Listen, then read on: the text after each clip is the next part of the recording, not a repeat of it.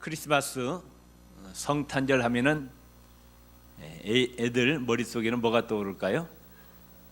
산타 할아버지 선물이 떠오릅니다. 청년들은 뭐가 떠오를까요? 온라이트.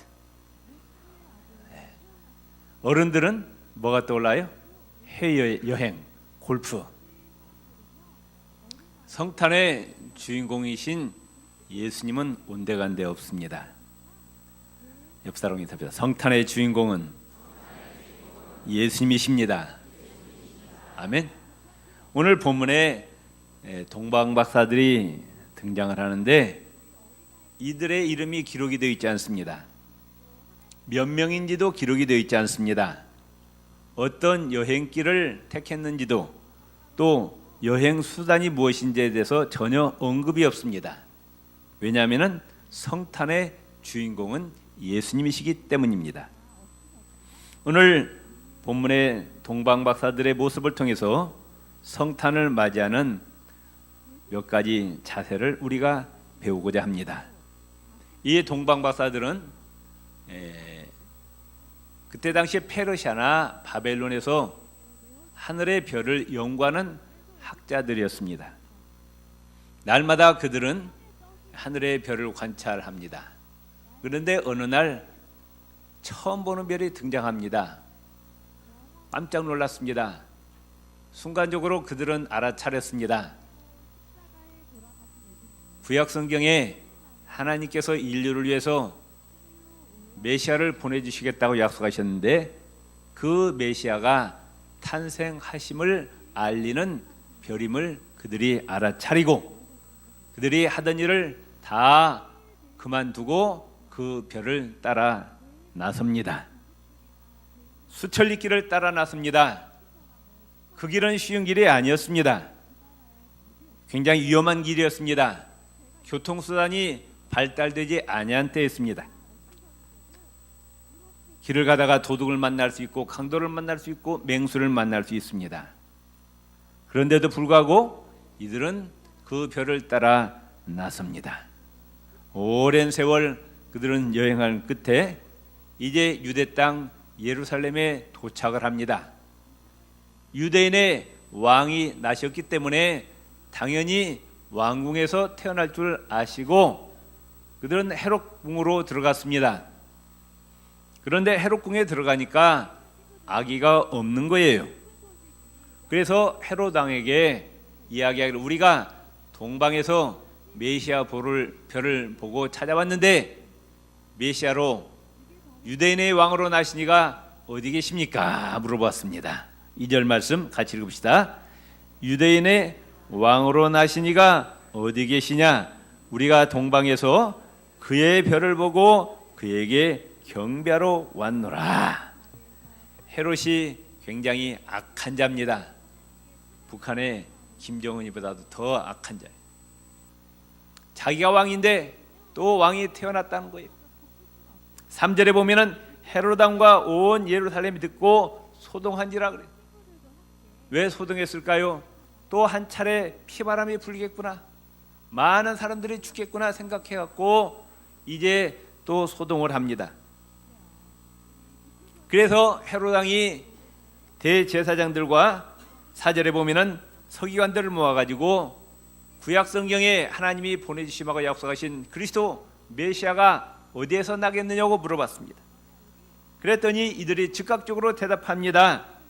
유대 땅 베들레헴에서 메시아가 탄생하신다고 약속이 되어 있습니다 하면서 미가서 5장 2절 말씀을 인용을 합니다. 그래서 헤롯이 이제 이 박사들에게 베들레헴에서 메시아가 났을 것이라고 알려주면서 하는 이야기가 8절에 보면은 베들레헴으로 보내며 이르되 가서 아기에 대하여 자세히 알아보고 찾거든 내게 구하여 나도 가서 그에게 경배하게 하라. 헤롯의 속셈은 뭡니까? 아기 예수를 죽이려고 마음먹고 있었지만은 겉으로는 나도 가서 그에게 경배하겠다고 박사들을 현혹을 시킵니다. 이제 그 말을 마치고 헤롯 왕궁에서 나오는데, 그러니까 동방 자기가 살던 땅에서 예루살렘까지 오는 그 별이 중간에 아마 사라진 것 같아요. 그런데 헤롯 궁에서 나오니까 그 사라졌던 별이 다시 나타납니다. 9절 말씀 같이 읽읍시다. 박사들이 왕의 말을 듣고 갈새 동방에서 보던 그 별이 문득 앞서 인도하여 가다가 악이 있는 곳 위에 머물러 섰는지라. 지금 아기 예수를 경배하기 위해서 찾아온 이 동방박사들의 발길을 이 하나님께서 인도하셨어요. 구약 성경에 보면은 출애굽한 이스라엘 백성들이 광야를 지날 때 하나님의 영광이 나타납니다. 낮에는 구름 기둥처럼 떠올랐습니다. 밤에는 불기둥처럼 떠올랐습니다. 그러면서 하나님의 영광에서 나오는 빛난 광채가 앞서가면서 이스라엘 백성들을 인도해 주었습니다. 누가복음 2장에 보면 들에서 양떼를 지키던 목자들에게도 하나님의 영광이 나타납니다. 그때 하나님의 영광에서 나온 빛이 목자들을 두루 비추었습니다. 오늘 또 하나님께서 우리의 앞길을 인도하고 계심을 믿으시기를 바랍니다. 하나님의 말씀으로 성령의 불기둥 구름기둥으로 우리의 앞길을 인도하고 계십니다. 그래서 이 박사들이 10절에 보면은 같이 읽읍시다. 그들이 별을 보고 매우 크게 기뻐하고 기뻐하더라. 반복적으로 합니다. 매우 크게 기뻐하고 또 기뻐했다. 동방박사들의 큰 기쁨을 반복해서 설명합니다. 매우 크게 부사가 2번 나오고요. 기뻐하단 말이 2번 반복이 됩니다. 메시아의 별을 다시 보게 되었을 때 얼마나 기뻤는지를 충분히 짐작할 수가 있습니다. 뭐가 그렇게 기뻐요? 동방박사들이 예수님 만나면 예수님이 돈을 줍니까? 예수님 만나서 뭐 하려고요? 예수님 만나면 세상적인 한 자리 주는 거예요? 돈을 주는 거예요? 이 동방박사들은 예수님 만나는 게 그렇게 좋았어요. 하늘나라에서 인류를 구원하시기 위해서 사람의 몸을 입고 이 땅에 오신 예수 그리스도를 만나고 그 예수님께 경배하는 일이 그렇게 기뻤다고 말씀해요. 이 기쁨이 오늘 저와 여러분의 기쁨이 되시기를 바랍니다. 우리가 뭘 통해서 하나님을 만납니까? 예배를 통해서 하나님을 만납니다. 그렇죠? 여러분들이 예배에 나올 때 기쁨으로 나오시기 바랍니다. 하나님을 만나는 기쁨을 가지고 예배 참석하시라고 말이에요. 하나님을 찬양하고 하나님을 경배하고 예수님의 몸된 교회를 봉사하고 예수님을 증거하고 이러한 일이 이 영적인 일이 우리가 기쁨이 되시기를 바랍니다. 아멘. 옆 사람입니다. 영적인 기쁨으로 충만하시길 바랍니다. 이 동방박사들은 세상적인 것 때문에 기쁜 것이 아니에요. 예수님 만나서 돈이 생기는 것도 아닙니다. 출세하는 것도 아니에요. 영적인 기쁨이에요. 하나님의 아들을 만나고 하나님 아들을 예배하는 일이 그렇게 기쁘고 즐거웠다고 말씀해요. 아멘. 그런데 예루살렘 사람들, 예수님이 탄생한 베들레헴 사람들은 이 기쁨이 없었어요. 단지 메시아가 탄생하셨다는 소식을 듣고 소동만 일으킵니다. 그들은 세상적인 것 때문에 영적인 일에 전혀 관심이 없어요. 메시아가 오든 말든 나오거나 아무런 관계가 없다는 거예요. 오늘 세계 사람들 예수 모르는 사람이 없어요. 그러니까 예수님의 탄생에 대해서 기뻐하고 즐거운 사람이 그렇게 많지 않습니다. 우리나라도 마찬가지예요. 성탄절이 다가오는데 예수님의 탄생에 대해서 기뻐하는 사람이 얼마나 많느냐고 말씀해요. 성탄절만 되면 엉뚱한 생각을 하는 거죠. 산타 할아버지 생각하고 올라이트 생각하고 해외여행 골프 치는 거 생각하고 세상적인 것으로 기뻐해요. 우리는 하나님을 만나고 예수 그리스도를 만나는 이 기쁨으로 충만하시기를 바랍니다. 아멘. 우리 예수님께서 하늘 보좌를 버리시고 낮은 이 땅에 오셔서 우리에게 영생을 주셨고 천국을 주셨고 하나님의 자녀 삼아 주셨고 얼마나 감사하냐고 말씀. 이 기쁨으로 충만하시기를 바랍니다. 예. 우리 옆 사람이 다 예수님 때문에 기뻐합시다. 아멘. 우리가 다른 것이 아니라 세상 것이 아니라 예수님 때문에 기쁘고 즐거워야 된다고 말씀. 아멘. 두 번째로 이제 11절 말씀 같이 읽읍시다. 집에 들어가 아기와 그의 어머니 마리아가 함께 있는 것을 보고 엎드려 아기께 경배하고 보배압을 열어 황금과 유향과 모략을 예물로 드리니라.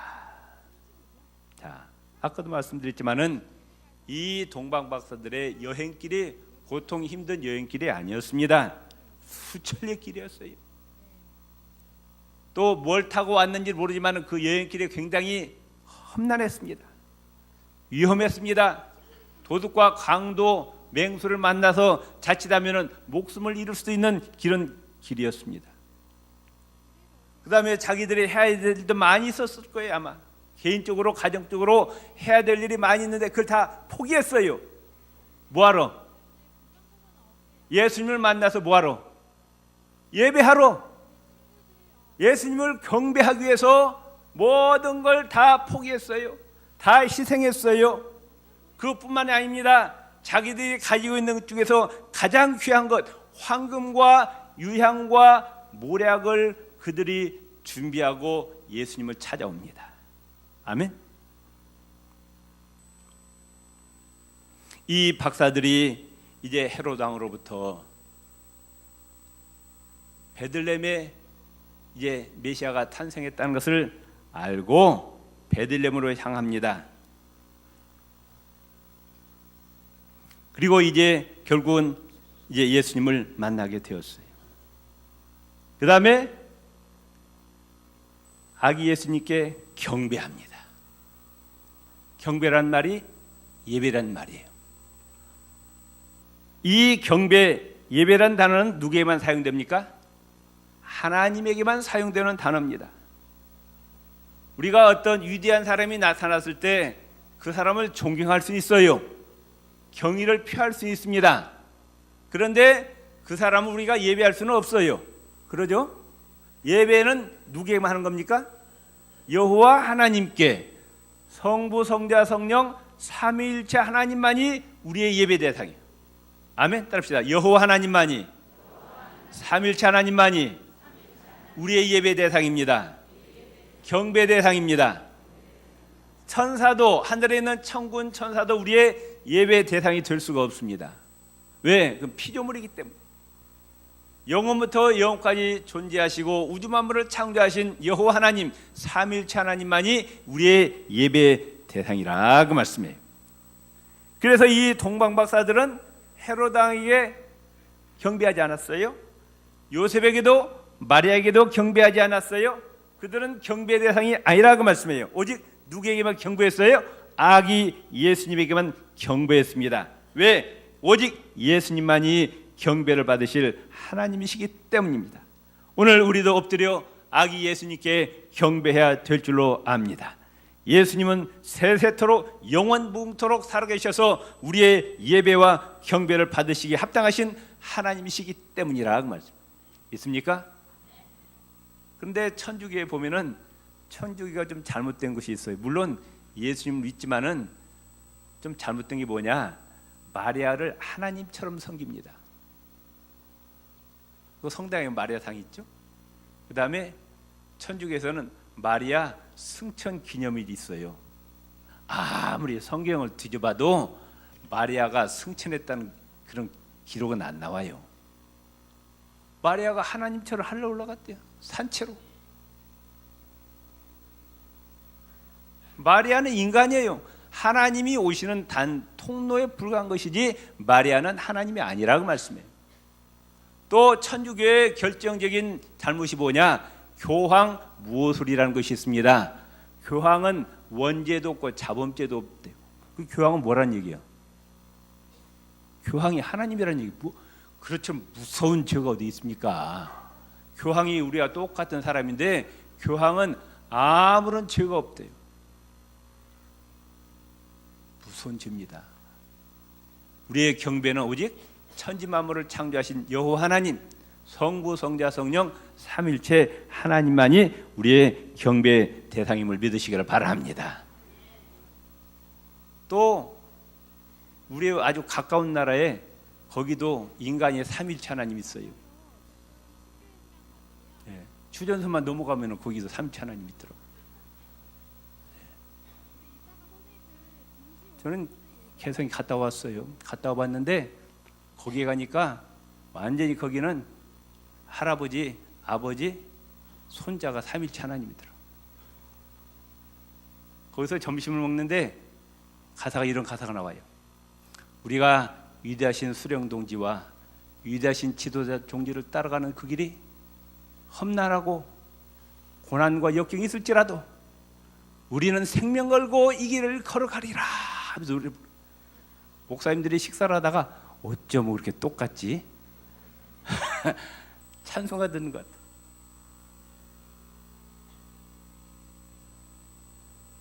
우리의 예배 대상, 우리의 경배 대상 오직 여호와 하나님밖에 없습니다. 아멘. 예, 삼일체 하나님밖에 없습니다. 그리고 아기 예수님께 경배하고 박사들이 고국에서 가져온 보배합을 열었습니다. 그리고 황금과 의향과 모략을 예물로 드립니다. 그들은 즉흥적으로 예수님 만나서 호주머니에서 지갑을 꺼내서 몇 분 끄집어내서 아기 예수님께 던져준 것이 아니에요. 길을 떠나기 전부터 미리 준비했는데 그것도 두 번째, 세 번째에 가는 것이 아니고 자기가 가지고 있는 중에서 가장 귀한 황금과 유향과 모략을 준비를 했습니다. 우리가 하나님께 예배드리러 나올 때 준비해야 돼요. 아멘. 토요일 날 되면은 목욕하고 옷 전부 갈아입고 가장 깨끗한 옷으로 준비를 해야 된다고 말씀. 마음의 준비, 몸의 준비도 해야 되고 또 성경 찬송도 준비하고 그다음에 하나님께 드릴 예물도 우리가 미리미리 준비해야 돼요. 어떤 사람 보면은 교회 와가지고 헌금 시간 되면은 여기서 손 잡고 왔다 갔다 해서 말이죠. 그건 안 돼요. 준비해야 돼요. 제가 오래전에 미국 가서 시카고에서 주일날 예배를 드리는데 앞 사람의 미국 사람이 이제 예배를 드리는데 헌금 시간이 되었어요. 어떻게 헌금하는가 봤더니 여기 아니나 다를까 손이 이리저리 가다가 뭘 하나 이렇게 동전 하나 꺼내더라고. 동전 보니까 1달러짜리 갖고 턱 집어넣어. 속으로 야 속으로 그랬어요. 속으로 하나님이 거지냐? 미국인들 신앙이 보통 문제 아니에요. 다 썩어버렸어요. 하나님이 거지냐고. 1달러짜리 여기 해갖고 꼭 거지 동냥하듯이. 하나님이 거지가 아닙니다. 아멘. 우리의 마음을 받으신다고 말씀. 아멘. 철저하게 예배를 준비하시기를 바랍니다. 아멘. 가장 귀한 것을. 옛날에 저희 어머니 보면은요, 또 돈이 생기면은 가장 깨끗한 돈, 깨끗한 꼭 미리미리 다 이렇게 구비해 놓더라고. 안 쓰고. 왜? 헌금하려고. 그 옛날 또 할머니들은 새 돈이 없으면 어떻게 해? 헌돈이라도 뭐 숯불 뭐 그걸로 이제 다 이렇게 다듬잖아. 그 뭐 정성이에요, 정성. 아멘. 준비된 예배가 있어야 되는데 준비된 예배. 아멘. 자, 그런데 이렇게 동방박사들은 황금과 유향과 모략을 아무런 뜻 없이 드린 것 같았지만 거기에는 굉장히 하나님의 오묘한 섭리 가운데 놀라운 뜻이 있는 거예요. 황금은 뭐냐? 왕권을 상징합니다. 왕권. 그러니까 예수님은 만왕의 왕, 만주의 주시라는 거예요. 아멘. 그 다음에 출애굽기 30장 37절을 보면은 이스라엘 백성들이 하나님께 제사 드릴 때 뭘 사용하느냐? 유향을 사용합니다. 유향. 그러니까 예수님께 유향을 드리는 것은 뭐냐? 예수님 당신은 하나님이십니다. 이런 고백이에요. 그 다음에 요한복음 19장 30절에 보면은 니고데모가 예수님의 시체에 바르기 위해서 모략을 가지고 왔습니다. 모략은 예수님의 인성을 상징합니다. 하나님이신 예수님께서 사람의 몸을 입고 이 땅에 오셨습니다. 이 고백, 참으로 놀라운 고백입니다.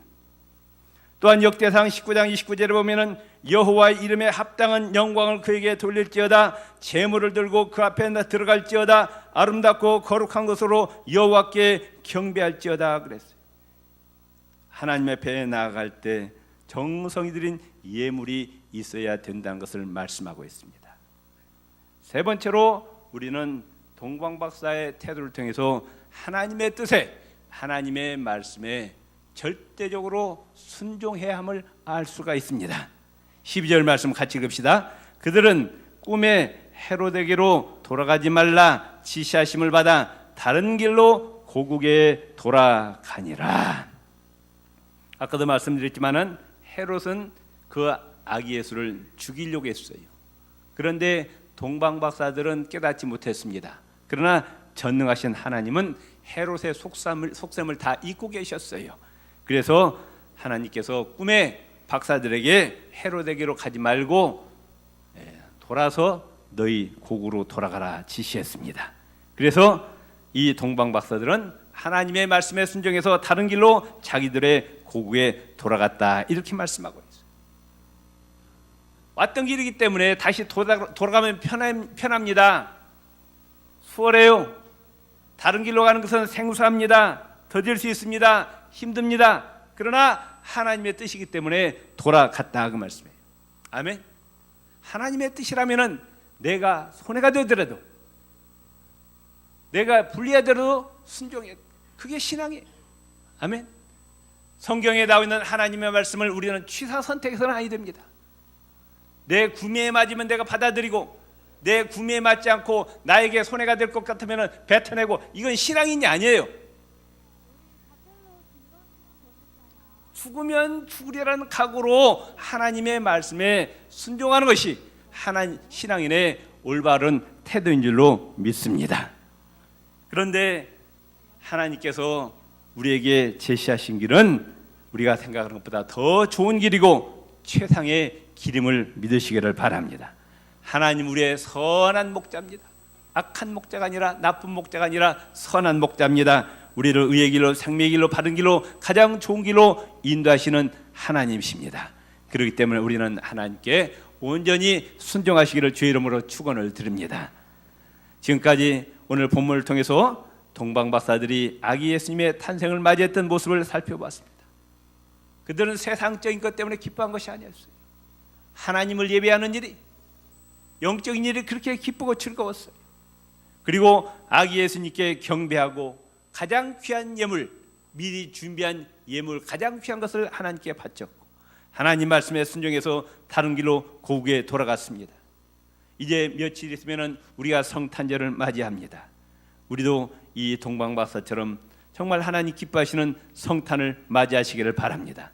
또한 오늘 본문에 기록되지 않았지만 분명 동방박사들은 고국에 돌아가서 메시아의 탄생을 모든 사람들에게 기쁨으로 전했을 거예요. 우리가 유대 땅 베들레헴에 가서 하나님의 아들 메시아를 만났다고 전했을 것입니다. 우리도 이 예수님의 탄생 소식을 내 가족들에게, 내 이웃들에게, 내 친구들에게 온 세상에 전하시기를 주의 이름으로 축원을 드립니다. 기도하시겠습니다.